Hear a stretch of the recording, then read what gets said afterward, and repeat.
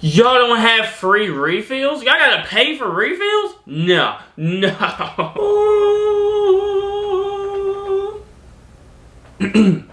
What is up, guys? Welcome back to a brand new reaction, and today we're watching 10 things America has that Britain doesn't. I can name one thing already that we got that y'all don't, and it's this heat. Bro, it's crazy around here, it really is. I think this entire week is supposed to be like almost 100 degrees Fahrenheit, with like insane humidity. It's crazy, bro. It's crazy. Your boy's sweating in places I didn't think sweating was possible. But that reminds me of another thing that we got that probably most of y'all don't, and that's AC. See, I can make my own video. We don't even need this one. Come on. So yeah, we're about to get into it. If you're new to the channel, hit that subscribe button. We're on the final stretch to 100K. And once we hit it, I'm getting a UK themed tattoo. We're not gonna hit it without y'all support, so go ahead, hit that like button. Let me know some tattoo ideas down in the comments. And of course, if you're new, hit that subscribe button. But other than that, hold on. Twice, and then take it around the block. Okay, twice. We're hitting it 2 times. 3 times. Oh, whoa. I got kind of dizzy. Let's get into it. Hello, I'm Lawrence, and I'm on a quest to uncover all of the memos that Britain and America lost in the pond. And one of those memos pertains to stuff. Things, you know, things that one country might have that the other does not have. And today I'm going to specifically look at 10 things that America has that Britain doesn't. And 10 is the number of the day. Not only is it the number attached to this very listicle, but it's also tied to the fact that I've lived in the United States for the entirety of this decade that we are now reaching the very end of. And you know, the fact that I haven't lived in Britain for a decade does mean I run the risk of including things on this list that have since been adopted by Britain, and I was just away and missed it. Yeah. So I think I was careful enough to do the requisite research before doing this video. So for instance, 10 years ago, I think I might have included, you know, Mexican food, or proms, or Black Friday, or vaping shops. But I've come to find, through both my own experiences of visiting earlier this year and also just from second-hand accounts, that these things have actually exploded in Britain. Not Good. exploded. Bro, I don't think I could live without Mexican food. That's like one of my favorite foods, bro. No. I mean, in some cases they have a presence. And so those things are not included, but I will admit that some of the things on my list do have an isolated presence in the United Kingdom. They're just not used or seen or, you know, experienced on a grand scale like they are here in the United States. And so without further ado, let's take a look at 10 things that America has that Britain does not. Let's get it. Yes, wooden houses. So growing up, I watched a lot of American films, The Goonies, for example, that depicted these wooden houses, and they always seemed really sort of romantic to me. I don't know why. We don't really have them in Britain, or at least we don't have them en masse, shall we say. Most houses that you'll find in Britain are made of brick, rock solid, right? But okay, yeah. I was about to say, we don't just have like straight up brick or like wood houses, but now I understand. He's talking about like wood frames and then with like siding and stuff like that. Of these American houses, these wooden houses, I am led to believe, is still good. It's nothing to worry about. And you might be wondering, well, why does America have so many of these wooden houses? Well, firstly, they're cheap. Cheaper than brick houses by quite a way. And also there's quite a lot of wood just in the United States. You almost can't see the wood for the trees. That's not how that phrase works. And so they've been a mainstay of American housing since the 19th century. Now that's not to say that of course America doesn't itself have brick houses. In fact, I kind of live in one myself. New York and Chicago, it's known for its brownstone apartments, but also you'll see brickery here and there. But I think for the most part people here do live in houses that have a wooden exterior. Yeah, it's definitely like regional. Like I feel like the more north you go to like some of the bigger cities, you're gonna see a lot more brick. But then the farther south you go and more of like the farm towns and stuff like that, kind of like what I live in, you're gonna see a lot of wooden houses with just siding. Hell, now there's like, what are they called? The barndominiums? I don't know how to say it. But those are legit just like barns that somebody like created into a house. Like, it's getting even cheaper and even like less material to make these houses, which is a good thing, bro, because housing right now is ridiculous. It's so expensive. I did when I first moved here, in fact, and I have to say it was fine. It was perfectly warm, well insulated. The odd spider got in, sometimes very odd spider, but we'll get on to that later. But it was just like any other house, really. I think my concern would have been that it would have, you know, collapsed on me, or that rain would get in, or things like that. But no, of course, it's very. These houses are sturdy, as far as I can tell, and they're good. Now, whether that we probably deal with a lot more like termite damage, though. I feel like y'all probably don't have that many like termite termite damage with brick houses, but with wooden houses, you're gonna. House is made of brick, wood, or miscellaneous. It's likely to contain the following. Air conditioning. Where would we be without it? Well, for the first 26 years of my life, I was without it. I usually just slept by the window, which was cracked open, and let in that sort of mild British air. That did the job for the most part. In the vast majority of the United States, you cannot do that, especially when the summer hits. In this country, temperatures reach sometimes as high as 40 degrees C or over 100 degrees Fahrenheit. If you don't have air conditioning, you will die, or at the very least feel horrific. Bro, there's some places, like, especially south, you know, the farther south you go, the warmer it's going to get, but there's some places, bro, if you don't have AC, yeah, you're definitely going to just straight up die. Of like, bro, there's so many cases of people actually just dying because of overheating and like heat exhaustion. It's bad, bro. It gets so hot. Now, again, in Britain, you will find exceptions to this rule, particularly in public places, but for the vast majority of people, air conditioning is not a thing in their homes. And thankfully, neither is the following. Well, like, see, deadly spiders, they go... We can't just open our windows because, like, we have screens that go over our windows to keep bugs out. They don't work. I don't care. I don't care how bulletproof you think that screen is. If you open the window, you're gonna get spiders, bugs, flies, all of it, bro. They're coming in. So that's another reason why we can't just open windows and we have to have AC, because the bugs, bro, terrible. Absolutely bad.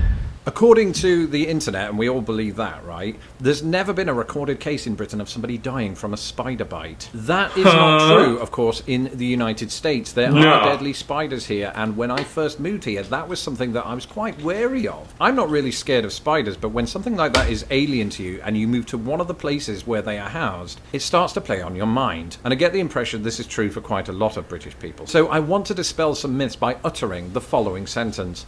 I, Lawrence Brown, have never seen a deadly spider outside of Indianapolis Zoo. It was supposed to be there. It was kind of the attraction. And that's because they're quite rare. Okay, so the two spiders that you've really got to be wary of, but not that wary of, are black widows and brown recluses. I lived in Indianapolis. Brown recluses there are in fact indigenous to Indianapolis and some other surrounding states and the South. But here's a few things that you need to know about brown recluses. Firstly, they're recluses. You'll rarely ever see them. Again, I haven't. Secondly, they're not particularly vicious. They're not actually aggressive spiders. No, they like to, they'll find the coldest, darkest spot in your house and just lay millions of eggs. That's what they will do. Like, with my uncle, he had a house, and like, it was kind of weird, like the stairs. It was kind of like the room Harry Potter stayed in. Like, he had the door underneath the stairs, but that door, it wasn't like as accessible as like Harry Potter's was.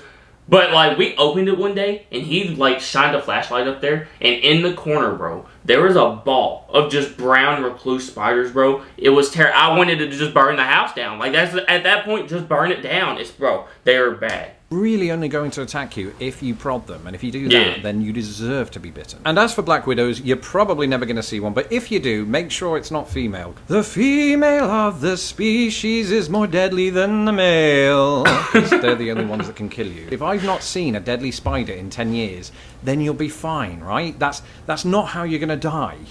You're going to die of heart disease. I mean, that's statistically likely. So, Merry Christmas! Speaking of things that are deadly, here's something else Britain doesn't have. Now again, I do want to reiterate that tornadoes absolutely exist in Britain, but there have been no recorded cases of fatalities. Oh. I do remember there was a close shave in Birmingham in the 2000s. They're usually really weak. I remember one turning up at the beach where I lived near, and the extent of the damage was a fallen deck chair. We don't have anything to worry about in Britain when it comes to tornadoes, but in America, of course, that ain't true. Now again, when it comes to America, heart disease is the thing that you most need to be worried about. You're not very likely to die of a tornado, but that doesn't mean that people don't. Nature can be very, very punishing, and if you... earlier this year, that tornado came through and destroyed so much, bro. I forgot the name of that town here in Kentucky. Yeah, they get bad over here, bro. And it's just a split second, bro. Like, they just happen randomly. It's crazy. In the Great Plains, or you live in the Midwest, or you live in the South, or other pockets of the United States, you may well encounter a tornado. But as with deadly spiders, I have to report to you today that in my 11 years of living in the United States, I've yet to encounter a tornado. That doesn't mean that I'm not going to one day, but remember that the United States is very large. So when these tornadoes turn up, they don't affect the whole state that they're showing up in. It's just a very small area of that state at any given time. Now, I did once... Yeah, like earlier this year, it hit that town, and you would think, like, all of Kentucky felt it, of course, like, because, like, that's, yeah, it's killing people, it's taking people's homes, everybody's gonna feel it around the world. But, like, it was a legit one of the smallest towns in Kentucky, so, like, yeah, a lot of people got affected, but not as many as you possibly could have.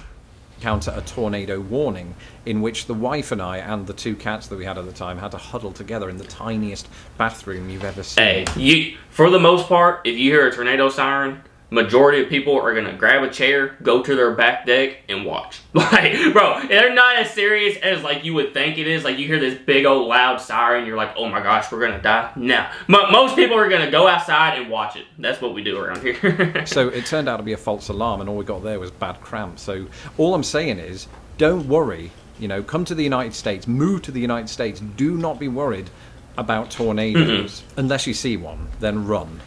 I think I've only ever seen one in my lifetime. And it wasn't even nothing serious. It was like the start of one, and then it kind of went away.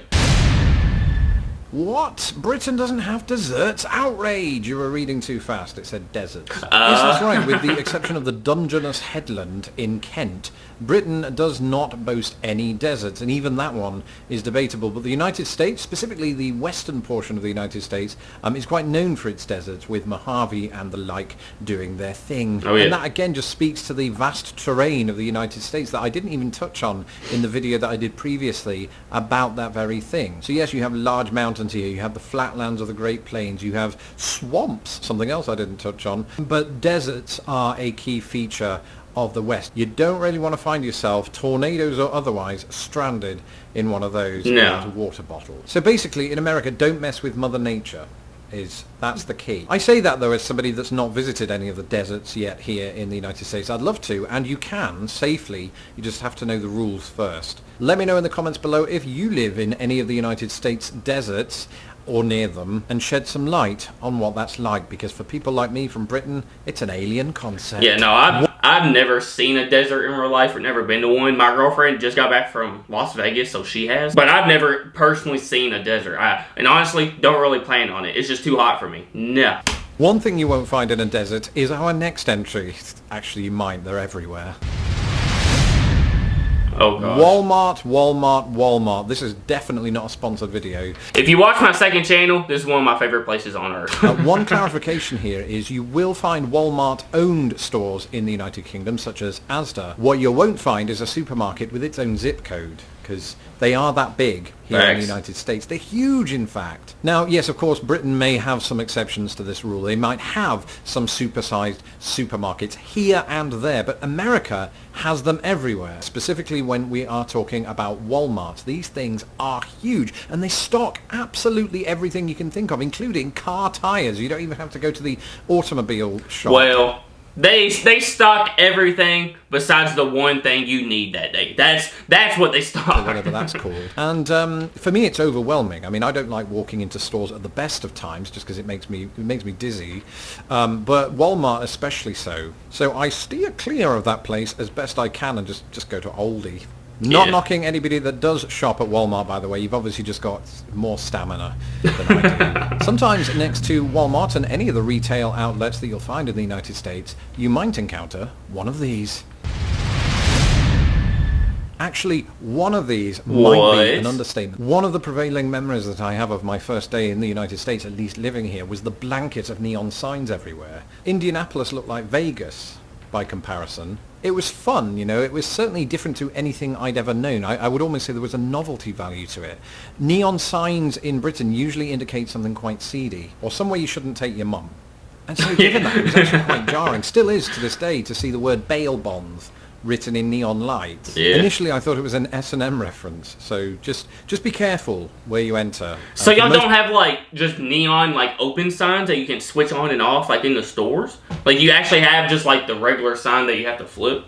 Huh, I didn't know that. Fine. But I assure you, you don't have to have any concerns about entering our next place. Ooh. Alright, so after 11 years of living in the United States, the only reason I can see that you wouldn't like Arby's is if you have some weird commitment to McDonald's. Bro, I don't know what it is about it. Nah, I will never eat at Arby's. I just won't. I don't know.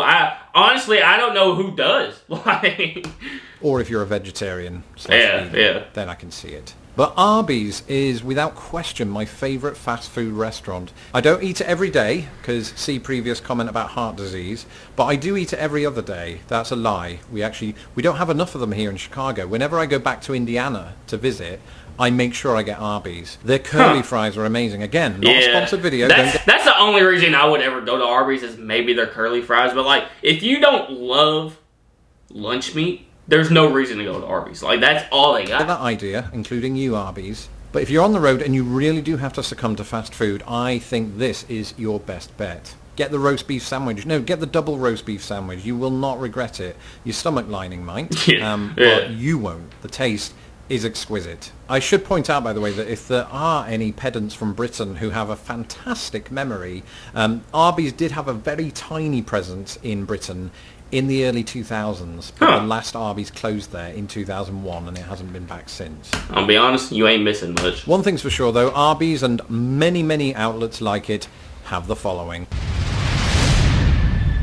Anybody that's y'all don't have free refills? Y'all gotta pay for refills? No. My channel now for a while will know that I have feelings on free refills. In fact, I did an entire video about it. And while they are all the rage here, and of course you'll find them in most fast food outlets and other places, there is one clarification I have to make here. You will find free refills as an option in places like Subway in the United Kingdom. Yeah. So in some capacity, America has exported it, but it is by no means as universal in the United Kingdom as it is in the United States. Like, you go somewhere here, you just expect to get free refills. Like, I don't think I've ever gone somewhere and I'm like, dang, I wonder if I have to pay for refills. They kind of just like see that your drink's almost empty and bring you one anyways. Or like, maybe if you're at like fast food, you just get up and refill it while you're in there. Huh, I didn't know that. And as I've said before, I think the temptation of knowing that I could get a free cup of pop on top of the one that I've already had is what made me give up pop in the first place. So I do have that to thank America for. Of course, if you are American and you have the willpower to stay away from the free refills, more power to you. Same goes for our final entry. Oh, pancakes. Pancakes are special in Britain. We absolutely have them. That's not what I'm saying here. What I am saying is we usually devote one day a year to eating them, and most of us won't eat them at any other time. What? So when I was a kid growing up, I had a lot of fun on Pancake Day, or Shrove Tuesday, attempting to make pancakes with my mum. She did most of the work, especially after I nearly burnt. Pancakes are a staple. Like a staple in any American's breakfast. Y'all have a whole pancake day? That's wild. Down the house. But in America, you can eat them any day of the year. Just head down to IHOP, International House of Pancakes, and get your pancake filling right there. But you don't even have to do that. I mean, you will find pancakes on the menu at a lot of these sort of, cafes and all manner of other places. Hey, I'll be honest. Growing up, we didn't have that much money. So, like, pancakes are like a struggle meal, to be honest. Like, you can buy a box of it for $1, and all you have to do is add water, and you can make 100 pancakes, and we would legit spend all day cooking them and then eat off of them for like a week. Yeah, bro, it's a struggle meal, but they're fire. They are very, very prevalent. So when you talk about Pancake Day in America, actually, IHOP has its own sort of Pancake Day on or around Shrove Tuesday. But most people don't take it seriously. It's because every day is Pancake Day. Yeah. That's it for this episode. Don't forget to let me know in the comments below how you like your pancakes. Hey, that's pretty cool. The fact that y'all have an entire day dedicated to pancakes, that's fire. But alright guys, that is going to do it for the 10 things America has that Britain doesn't. This was a good video. I didn't know most of these. Like, especially the wooden houses, that's just something I like didn't think of. And then the pancakes, bro, that's fire. But if y'all know anything else that we have that y'all don't, or y'all have that we don't, let me know down in the comments. And if y'all want to see more reactions like this, let me know by hitting that like button. And if you are new to the channel, hit that subscribe button. We're trying to hit 100K. Once we do, me in a UK themed tattoo. Thank you guys so much for watching. Make sure to go out today, spread love, spread kindness, do something nice for somebody today. I love you guys so much, I really do. Shit, you're I'm out. Peace.